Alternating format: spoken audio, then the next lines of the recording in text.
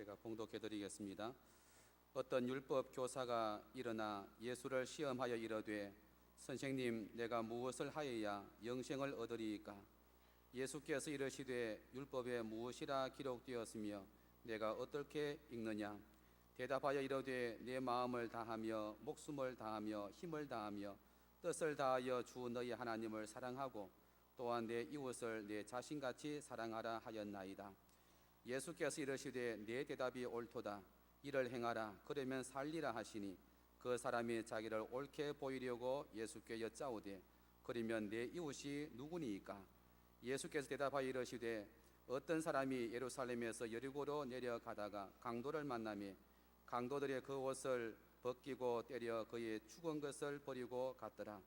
마침 한 제사장이 그 길로 내려가다가 그를 보고 피하여 지나가고 또 이와 같이 한 레위인도 그곳에 이르러 그를 보고 피하여 지나가되 어떤 사마리아 사람은 여행 중 거기 이르러 그를 보고 불쌍히 여겨 가까이 가서 기름과 포도주를 그 상치에 붓고 사매고 자기 짐승에 태워 주막으로 데리고 가서 돌보아 주니라. 그 이튿날 그가 주막 주인에게 데나리온 2를 내어주며 이르되 이 사람을 돌보아 주라. 비용이 더 들면 내가 돌아올 때에 갚으리라 하였으니 내 생각에는 이 세 사람 중에 누가 강도 만난 자의 이웃이 되겠느냐? 이르되 자비를 베푼 자니이다. 예수께서 이르시되 가서 너도 이와 같이 하라 하시니라. 아멘.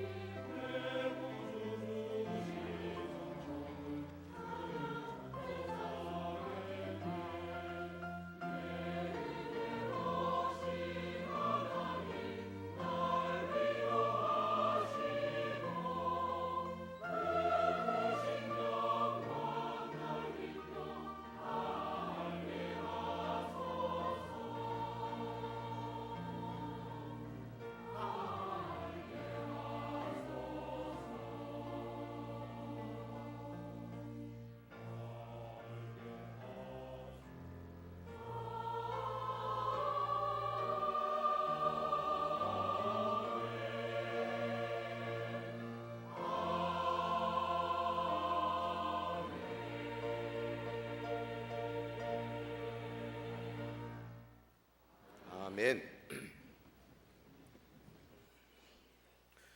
오늘 본문 누가복음 10장 25절 이하의 말씀은 선한 사마리아인의 비유로 잘 알려져 있는 유명한 이야기입니다.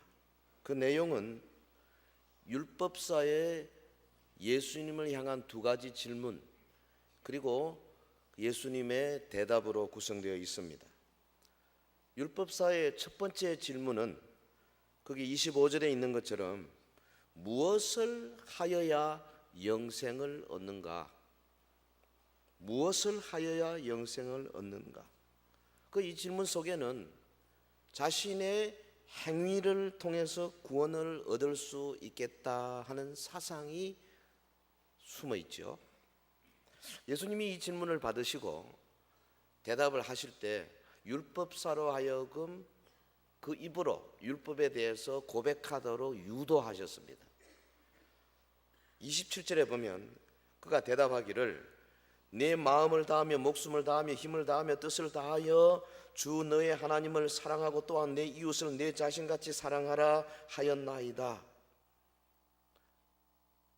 잘 대답한 거죠.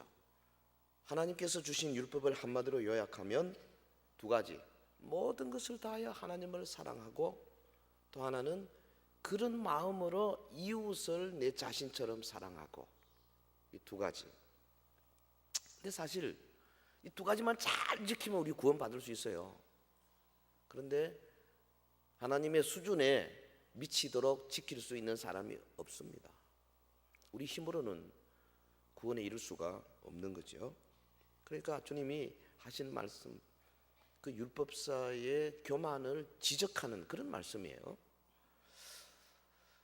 이 사람의 두 번째 질문이 무엇입니까? 거기 29절에 내 이웃이 누구인가? 다분히 자신의 선행을 과시하기 위한 목적이 숨어 있는 질문이죠. 선생님, 과연 제 이웃이 누구겠습니까? 내가 이만큼 했습니다. 마음속에는 자기의 이웃은 유대인으로 한정 딱 시켜놓고, 유대인 바깥에 사마리아인이나 이방인이나 이웃 안 되는 거죠. 답은 알고 있는 것 같아요. 자기가 내 이웃이 누구겠습니까? 그래서 주님께서 직접적으로 네 이웃은 누구누구다 이렇게 답변하지 아니하시고 본문의 사마리아인의 비유를 통해서 새로운 교훈을 주고 계십니다. 자, 우리 잘 아는 비유 내용은 이렇습니다. 거기 30절에서 34절까지 말씀이죠. 어떤 사람이 예루살렘에서 여리고로 내려가다가 강도를 만나매, 여리고는 바다보다 더 낮은 곳이죠. 한 200m 낮나요? 예루살렘은 좀 높은 산지입니다. 거리가 얼마 안 돼요. 내려가는 거죠. 영적인 뜻이 거기 숨어 있죠. 신앙에서 내려가다가 강도 만나고, 교회 생활 잘 하다가 내려가다가 강도 만나고, 봉사 열심히 하다가 내려가다가 강도 만나고, 이런 게 여기 들어 있습니다. 어쨌든 내려가다가 강도를 만났어요.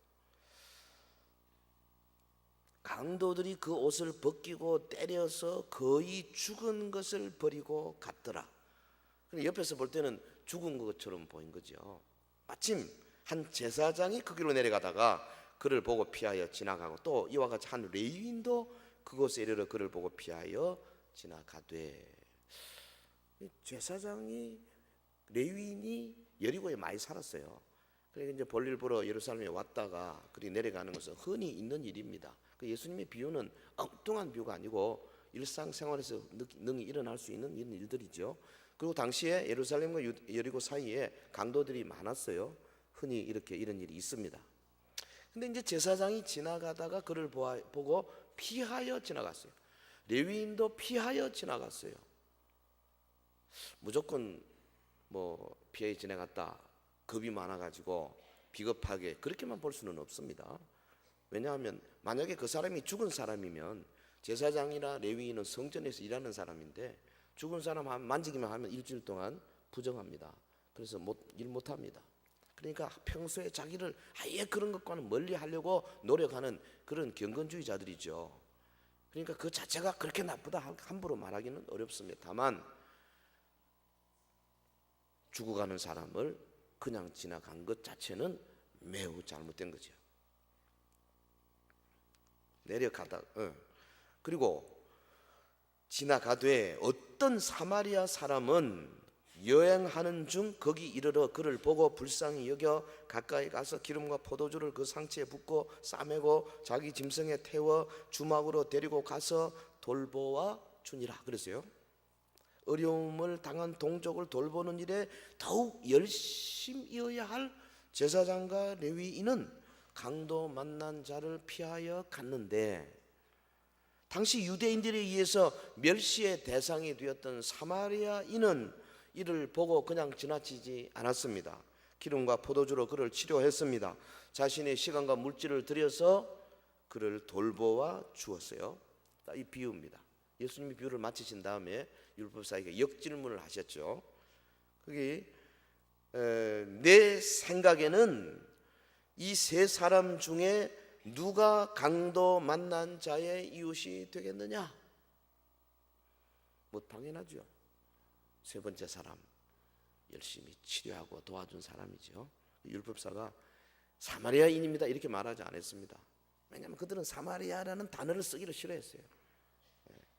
그런 것도 보면요, 성경은 참 재미있어요. 우리 같으면 사마리아인입니다 쉽잖아요. 제사장, 레위인, 사마리아 이렇게 하면 딱 되겠는데 그렇게 피해서 말합니다. 여기 지금 핵심이 뭐냐면 율법사의 질문은 누가 나의 이웃인가? 근데 예수님께서 물으신 것은 뭐냐면 누가 강도 만난 자의 이웃이 되겠느냐? 이거 지금 이웃에 대한 개념이 현저하게 다릅니다.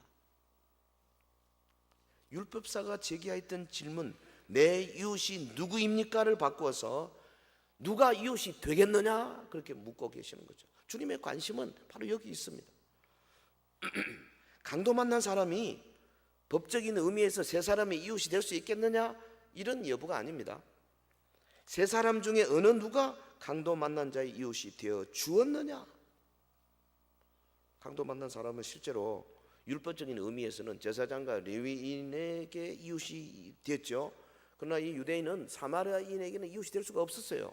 당시 저들의 율법을 해석한 바에 의하면. 그런데 이웃도 아닌 사마리아인이 그에게 놀라운 사랑과 도움을 주었습니다. 그러니까 문제는 뭐냐 하면 누가 내 이웃이냐 이게 아니고 누가 내 이웃이 되어 주는가? 누가 강도 만난 자의 이웃이 되겠는가? 이 질문에 핵심이 있습니다. 그리고 머뭇거리는 율법사에게 예수님이 분명한 어조로 명령하시죠. 가서 너도 이와 같이 하라.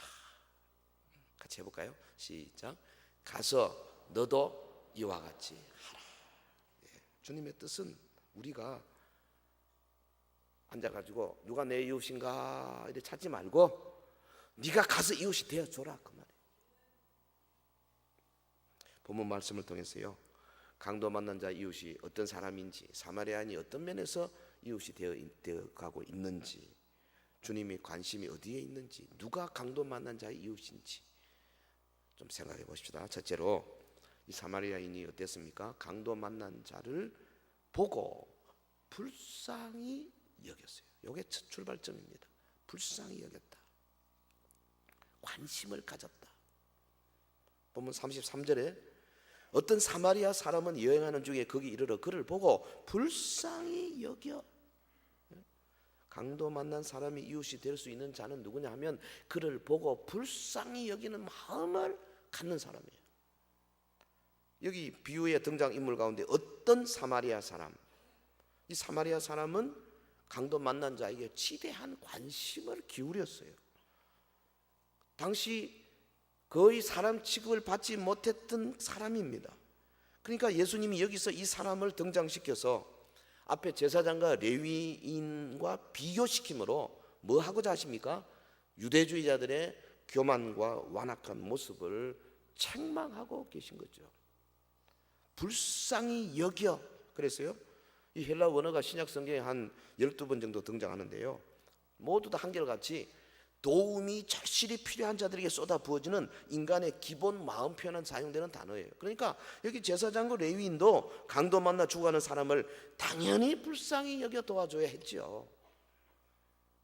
근데 이 불쌍히 여기는 마음은 어려움에 처한 상대방의 처지와 입장을 깊이 공감하고 그 아픔을 내 아픔으로 느낄 수 있어야만 생기는 마음이에요. 이런 점에서 볼 때 앞에 두 사람은 이기적인 형태를 보인 반면에 사마리아 사람은 비극에 처한 자를 불쌍히 여기는 참된 사랑의 자세를 가졌다. 그렇게 우리가 해석할 수 있습니다. 여러분, 강도 만난 자의 이웃이 될 수 있는 사람은 그를 보고 불쌍히 여기는 마음 가진 사람이에요. 이 이야기의 아이러니가 어디에 있습니까? 불행을 당한 유대인에게 진정한 이웃이 되어준 사람은 다름 아닌 멸시받던 이방인이라는 사실에 있어요. 당시 유대인들은 자신들의 이웃을 동족의 하나인 것으로 규정하고 있습니다. 이방인들과 식사도 같이 안 했습니다. 얼굴도 마주치지 않았습니다. 배타적이었습니다. 그래서 주님이 그들의 편협한 태도를 책망하고 계시는 거예요. 여러분 2000년 전에 주님도 유대인으로 오셨어요. 당시 얼굴도 유대인의 모습이었어요. 어머니도 유대인이었습니다. 그러나 그는 시대를 초월해서 2000년 후인 오늘 우리가 볼 때에도 당연하게 해야 할 일을 하고 계신 거예요. 당시로서는 이건 불가능한 일입니다. 시대를 초월하신 분입니다. 그래서 성경이 위대하다는 게 바로 이런 거예요. 2000년 전에 우리 주님은 바로 종족, 혈통, 민족, 담을 뛰어넘으셨습니다. 그래서 두로와 시돈으로 가셨습니다. 저 가이사랴 빌립보 지방 거기 가서 이방인들과 같이 계셨습니다. 가나안 여인, 딸이 귀신 들린 여인을 만나서 그 딸의 그 귀신 들림을 해결해 주셨습니다. 주님은 민족, 당시에 그렇게 넘기 어려웠던 유대인과 이방인의 담을 벌써 넘었습니다. 여러분 주님이 죽으시고 부활하시고 성천하시고 한참 후에 베드로 여전히 유대인의 그 담을 넘지를 못해가지고 요바에서 쩔쩔쩔쩔 매고 있을 때 하나님께서 그에게 환상을 줘가지고 그 담을 뛰어넘도록, 그래서 고넬료를 찾아갈 수 있도록 만들어 주셨지 않습니까? 그 비하면 우리 예수님은 처음부터 오늘 우리가 21세기에 받아들일 수 있는 가치관 전혀 문제가 안 되는 그런 모습으로 사셨어요. 본문에서 사마리아 사람이 제사장 레위인과 달랐던 점이 뭐냐 하면은 강도 만나 피 흘리고 죽게 된 그 사람을 향해서 이 사람이 깊은 관심을 가졌다는 데 있습니다. 근데 제사장과 레위인은 어땠습니까? 자기 눈앞에 절실히 도움이 필요한 사람을 보고도 그냥 피해 갔습니다. 비겁하고 비열하고 야비한 모습이죠. 그러나 여러분, 우리 중에 누가 그 제사장과 레위인을 향해 돌을 던질 수 있겠어요?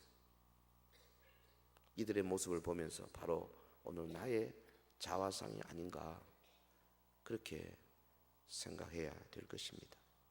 아일랜드의 극작가이자 비평가인 조지 버나드 쇼가요, 그 독설가가 이렇게 말했어요.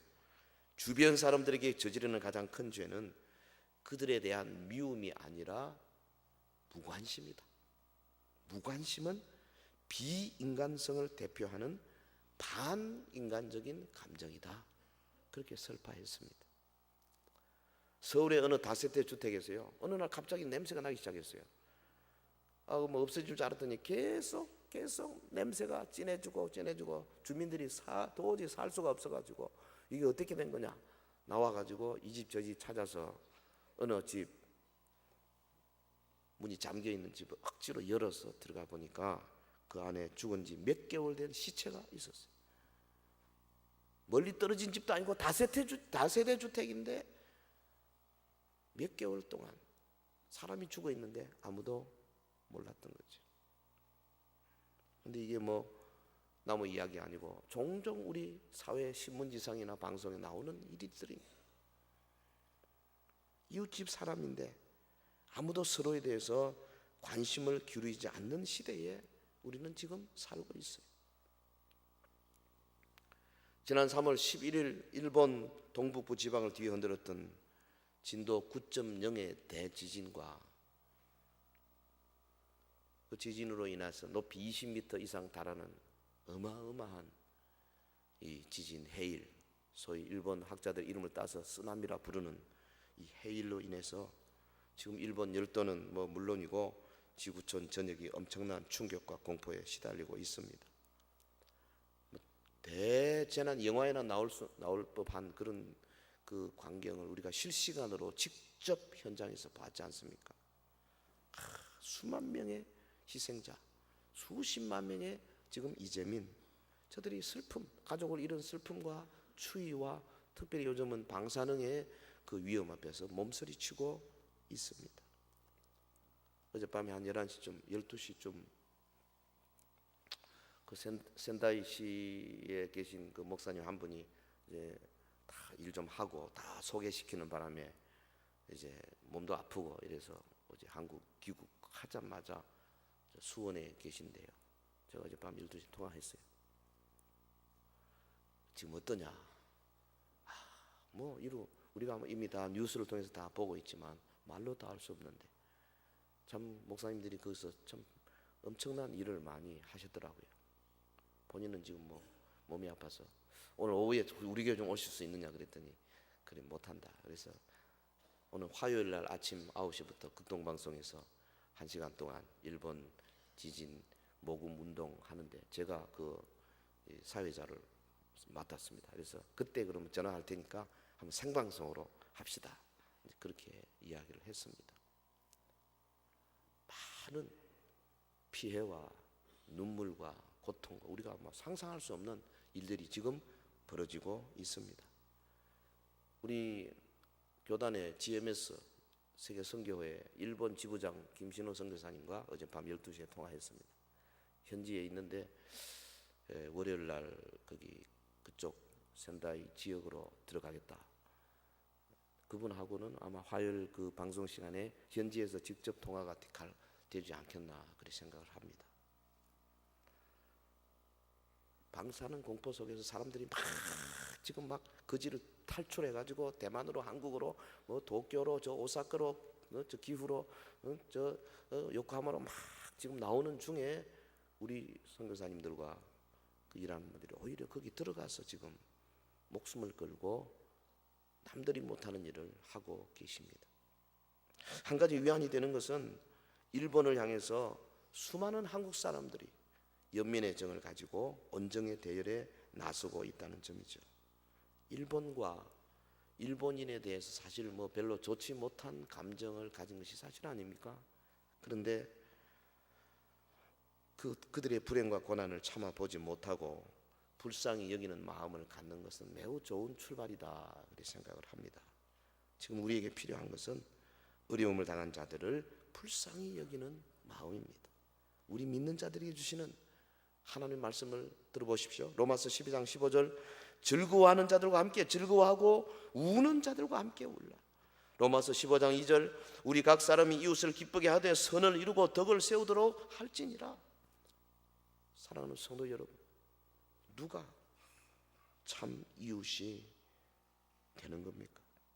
불행을 당한 자에게 참 이웃이 된다는 것은 뭘 의미하는 겁니까? 무엇보다도 관심을 갖는 데 있죠.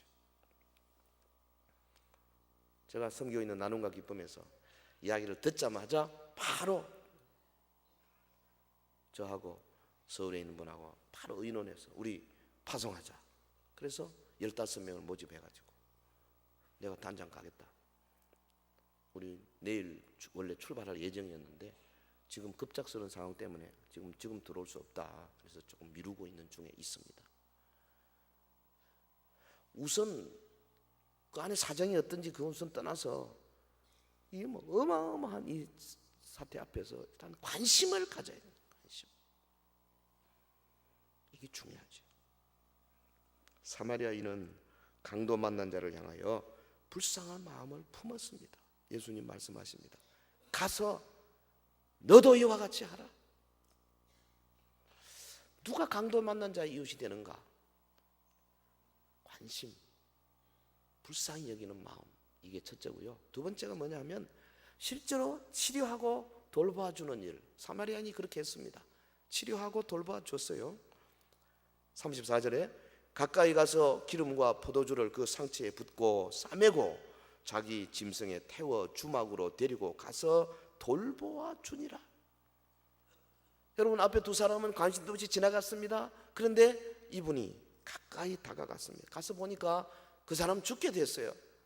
그래서 응급처치를 하지 않으면 안 되었습니다. 가지고 갔던 기름과 포도주를 일단 상처에 부었습니다. 상처 부위를 싸매서, 뭘가 싸맨지 모르겠어요.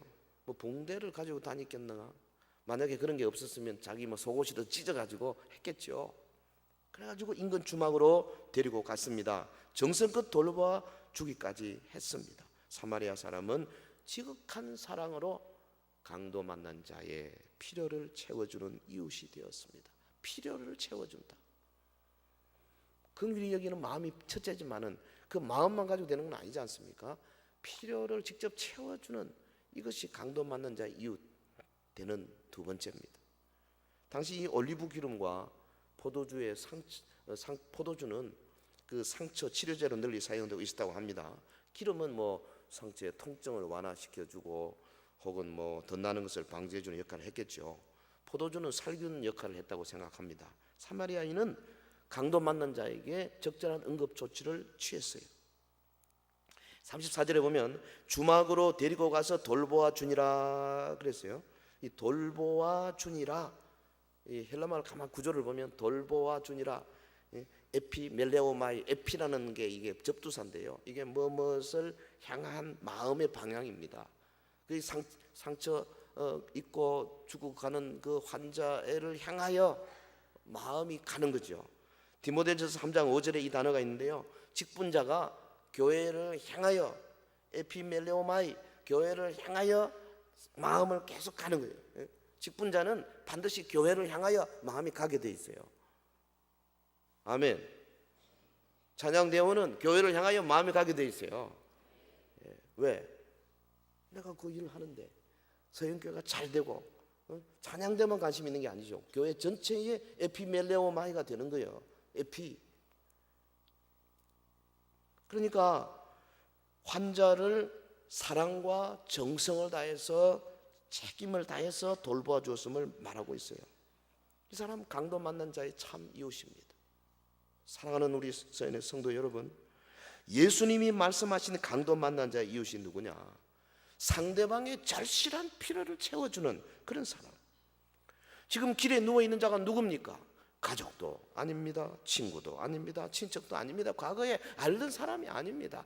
아니, 자기를 원수처럼 개돼지처럼 취급하던 유대인입니다. 그런데 한 가지 확실한 것은 그가 지금 절실히 도움이 필요하다는 거죠. 그래서 사마리아 사람의 눈에는 나머지 조건이 보이지 않았습니다. 그는 지금 나의 도움을 필요로 한다, 요거 하나만 보인 거예요. 참다운 이웃이 된다는 것은 이런 마음을 품는 거 아니겠습니까? 내가 좀 손해봐도 괜찮습니다. 나로 인해 당신의 필요가 채워지고 당신이 행복해진다면 그것으로 나는 만족합니다. 이런 자세지요. 도움을 베풀면서 이 사람 어떤 보상도 바라지 않았습니다. 어떤 명예를 추구한 것은 없습니다. 아니, 깜깜한 밤에 아무도 보는 사람이 없는데 무슨 생각이 있겠습니까? 그냥 사람들의 관심 의식하지 아니하고 묵묵하게 자신의 일을 할 뿐이었어요. 여러분, 최근 우리는요, 매일의 언론 보도를 통해서 그 일본의 대지진의 참상에 따른 숱한 이야기들을 너무 많이 들어요. 이제는 YTN 24번 틀기만 틀면 맨날 나오니까 식상할 정도만큼 되어버렸어요. 근데 그 가운데 우리의 가슴을 울리는 이야기도 참 많아요. 자세히 들다 보면 어느 일간지에서요, 그 일본을 도웁시다 캠페인을 벌였는데 어제 보니까 5일 만에 40만 명이 그 신문사에, 한 신문사입니다. 5일 만에 40만 명이 동참해서 60억 원 이상의 돈을 거뒀더라고요. 이거 각계각층에서 앞다투어 지갑을 열고 있습니다. 언제 일본이라는 나라가 우리나라와 그런 경원시되는 그런 관계에 있는지를 모를 정도예요. 지난 16일 오전 후쿠시마 제1원전 원자로 건물에서 불꽃이 튀어오르고 하얀 연기가 하늘을 뒤덮었습니다. 온도가 치솟는 원자로를 냉각하기 위해서 그래서 바닷물에 주입하던 작업원들이 갑자기 막 도망을 치고 그래서 방사선 방지 시설로 피해 갔습니다. 그때부터 그 도시가 방사선이 포함된 수증기가 언제 치솟을지 모르는 공포의 도시가 되었습니다. 죽음의 현장이 되었어요. 그런데 이 현장에 거꾸로 도망쳐 나오는 그 현장에 거꾸로 목숨을 걸고 달려가는 사람들, 언론에서는 그거를 최후의 50인 그렇게 표현했더라고요. 50인의 결사대, 목숨을 열고 경납 용기의 뚜껑을 열고 가스를 송출하고 그거 바닷물을 집어넣어야 되고. 여러분, 이런 사람은 세상적인 면에서 볼 때는 일본 전체와 온 인류를 위한 참 이웃이 되는 거죠. 우리 모두의 가슴을 뜨겁게 지펴주고 이 세상을 정말 살맛나는 세상으로 만들어주는 그런 사람들 아니겠습니까?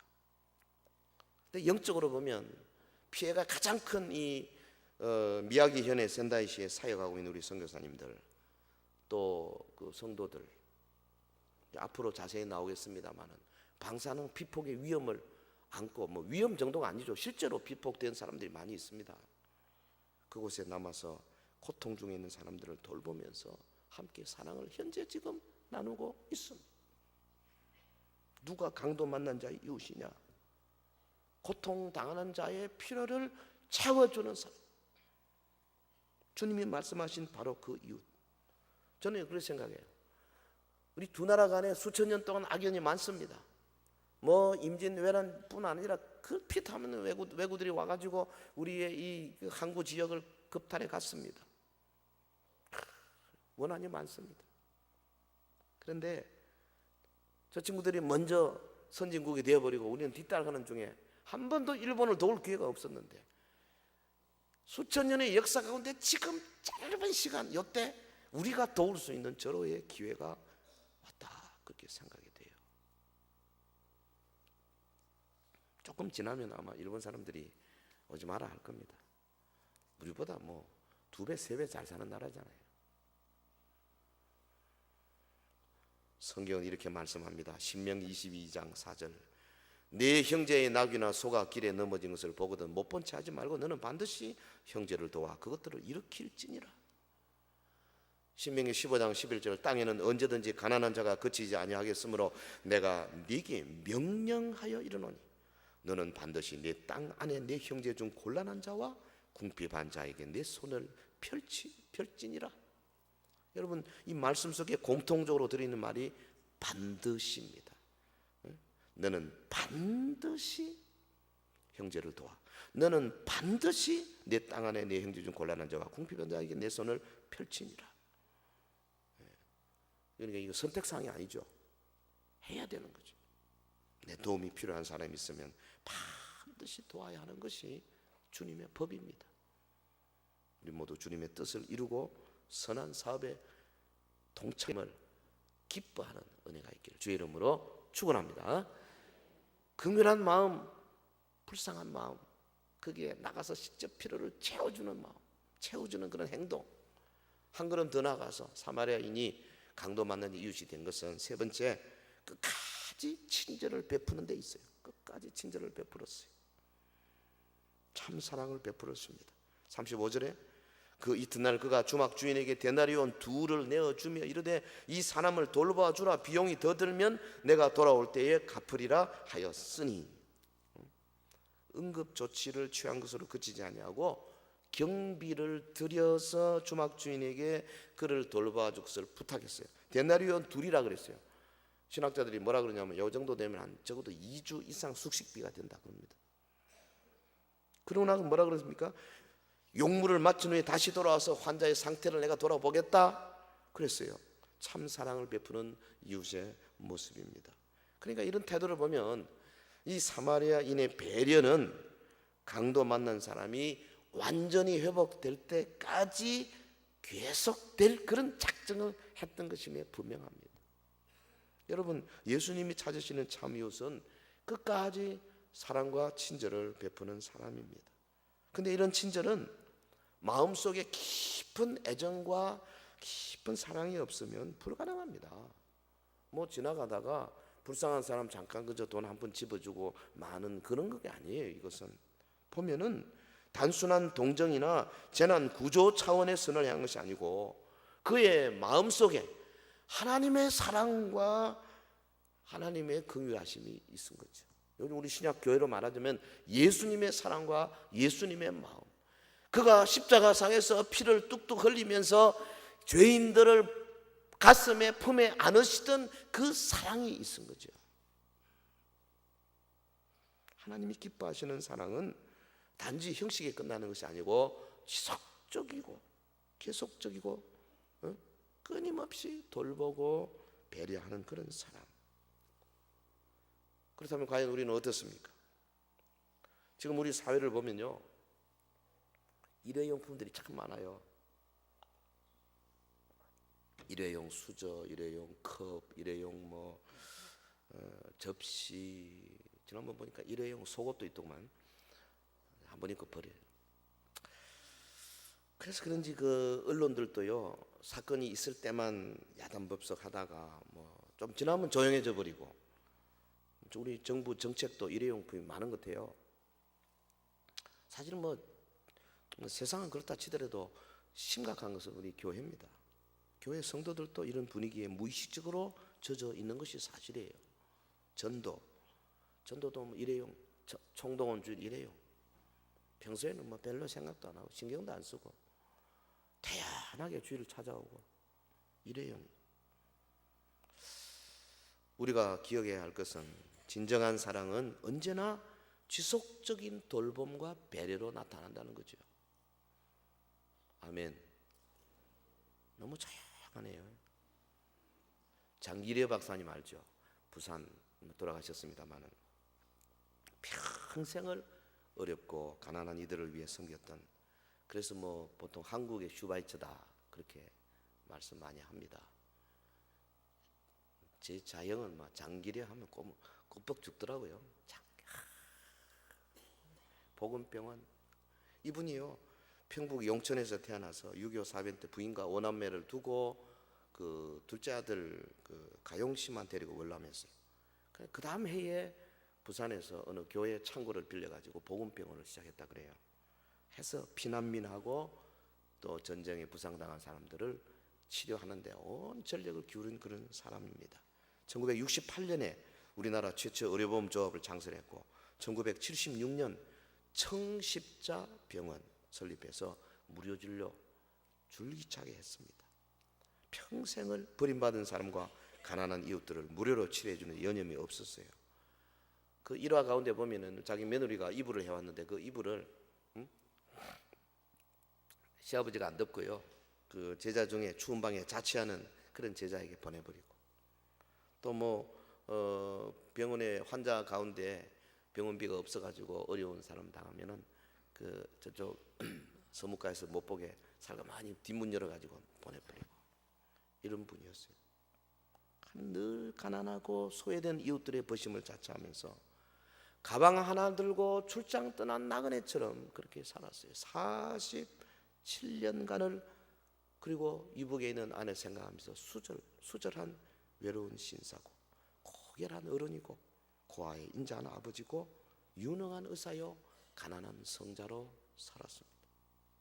근데 그 박사님의 여러 호칭들이 있지만은 위대한 삶은 저는 볼 때 그가 정말 놀라운 그리스도인의 삶을 살았다 하는데 의미가 크다고 생각해요. 어떻게 그가 그토록 낮아질 수 있었는가? 어떻게 평생을 가난하고 불우한 이웃의 친구가 될 수 있었을까? 그의 비문에 적힌 바와 같이, 그 비문에 뭐라고 했냐면 자기 유언을 따라서 그 적었는데 주님을 섬기다 간 사람 그렇게 돼 있답니다. 제가 직접 보지는 못했는데 주님을 섬기다 간 사람. 예수님의 사랑이 그의 마음속에 불타오르고 있었기 때문에 하루 이틀이 아니고 47년을 쫄깃하게, 그리고 마지막 숨을 거두고 그 재산을 정리해 보니까 아무것도 남은 게 없는, 그냥 혈혈 단신 열심히 살다가 간 그런 훌륭한 분을 우리가 가지고 있습니다. 주님의 사랑이 너무 컸기 때문에 그 사랑을 가난하고 소외된 이웃에게 베풀 수밖에 없었던 거죠.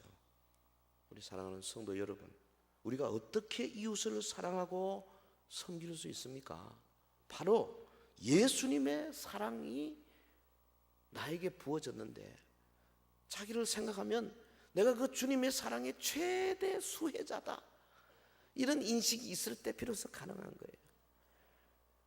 그가 육신을 입고 이 땅에 오셔서 모든 죄짐을 지시고 갈보리로 자원해서 올라가시고, 그가 흘리신 그 보혈 때문에 내가 영원히 멸망당할 처지에서 영원한 삶을 얻는 곳으로 옮겨왔고, 거기에다가 교회 생활 통해서 날마다 은혜의 생활을 할 수 있게 하시고, 거기에 봉사할 수 있는 길을 열어주시고, 말씀으로 나를 키워주시고, 성령으로 동행해 주시고, 마침내 하나님의 나라의 위대한 상급을 우리를 위해서 예비해 두셨다는 그 놀라운 소식을 우리가 알고 있잖아요. 최대 수혜자가 바로 나다. 그래서 내가 정말 강도 만난 자의 이웃이 되어줘야 되겠다. 이렇게 생각이 되는 거죠. 여러분, 우리가요 갈 길을 몰라서 헤매들 때에 주님이 나를 붙잡아 주셨어요. 우리가 슬픔과 비탄에 빠져 있을 때에 주님이 찾아오셔서 나를 위로해 주셨어요. 그래서 내가 그렇게 사는 거죠. 레위기 19장 17절, 너는 내 형제를 마음으로 미워하지 말며 내 이웃을 반드시 견책하라. 그러면 내가 그에 대하여 죄를 담당하지 아니하리라. 원수를 갚지 말며 동포를 원망하지 말며 내 이웃 사랑하기를 내 자신과 같이 사랑하라. 나는 여호와니라. 사랑하는 성도 여러분, 누가 강도 만난 자의 이웃입니까? 무엇보다도 불쌍히 여기는 마음으로 그에게 관심을 베푸는 자. 누가 강도 만난 자의 이웃입니까?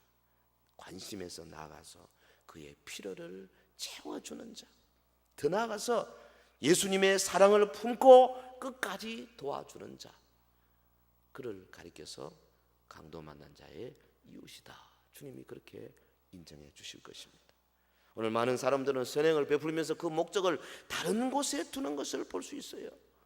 대중의 환호와 박수의 순간만을 갈망하는 타인 지향적인 현대의 바리새인들이 우리 가운데 많지 않느냐 그 말이죠.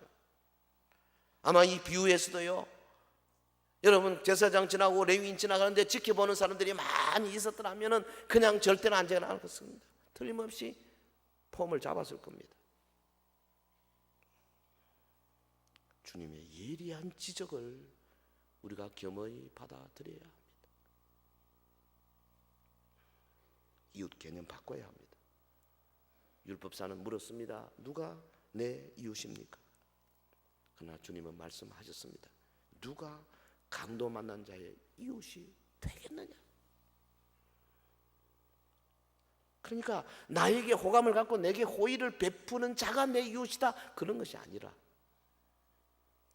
나의 사랑과 관심을 필요로 하는 자가 내 이웃이다. 교회도 그래야 돼요.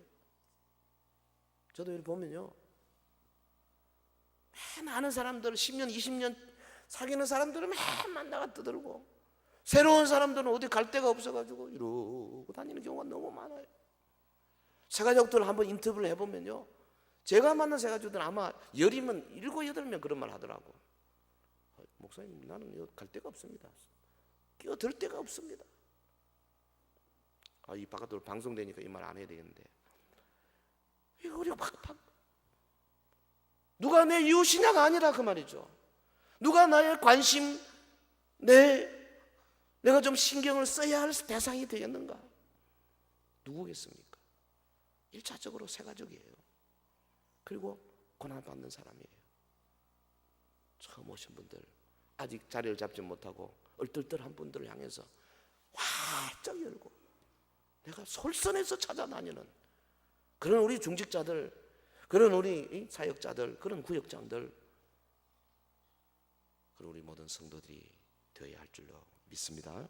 주님은 오늘도 선한 사마리아를 찾고 계십니다. 사실은 선한이라는 단어를 여기 붙이면 안 되는 거예요. A good Samaritan 그러는데요, 이게 뭐 그냥 보통 사마리아인이 돼야 되는 거예요. 보통 그리스도인이 이 정도 돼야 그게 정상인데 하도 없으니까 그 앞에 선한을 붙인 겁니다.